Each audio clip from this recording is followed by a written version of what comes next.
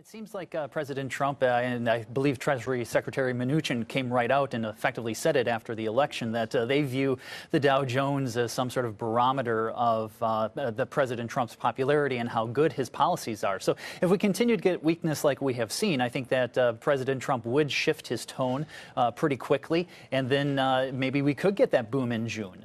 When it comes to where we're doing with our portfolios on the multi-asset solutions team, we're effectively table-thumpingly neutral when it comes to our strategic allocation between neutral. Equities. That's right. That's a phrase I haven't heard before.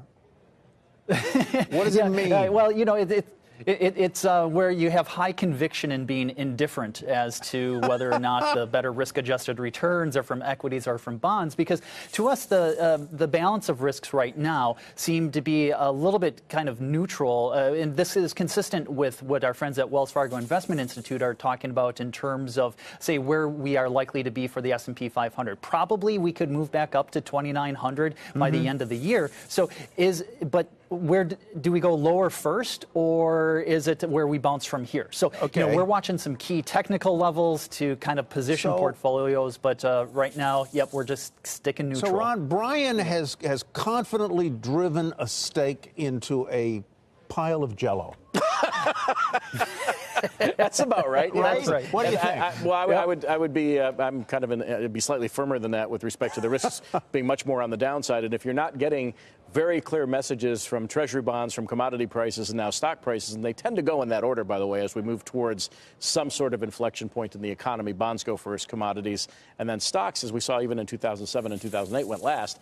I'm not saying that there's that kind of event in the offing, but I think ignoring the president and what he has to say about tariffs and what he's doing is doing so at your own peril. If you look at what happened with China, we never got the agreement that Wall Street was expecting. You look at Mexico, I think the president continues to go forward with this. There's a different agenda that the White House is operating with relative to what everybody thinks, is my belief about what's going on right now. In defense of Thumper. Yeah. I'm wondering table-thumpingly neutral. You know, I just don't want to end up being Bambi. Both of these things can go away. And so is the risk to the upside. There's a risk to the upside as well. And so, to be fair, when you factor it all in, unless you believe there is risk of a global slowdown even without these trade wars, then that's another story. Number one, I do. Number two, the China trade situation cannot go away in a day. Now, President Xi and President Trump at the end of June might agree to restart talks. And that's only a few weeks away. And that's a headline day that pops the market, but it doesn't mean that there's an agreement in place.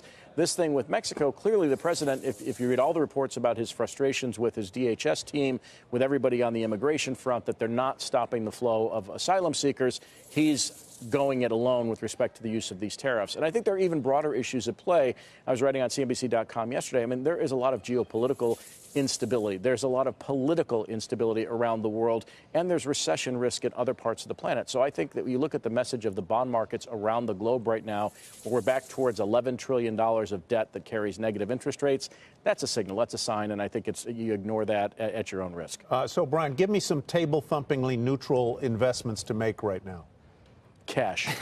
Well, what we really like right now, I mean, cash isn't all that bad, right? It's not trash anymore because you can actually get a decent yield on it. And we do have higher cash balances in some of our accounts, depending upon the strategy and the mandate, where it's basically to be opportunistic. And also it's a rather decent carry that you're getting right now.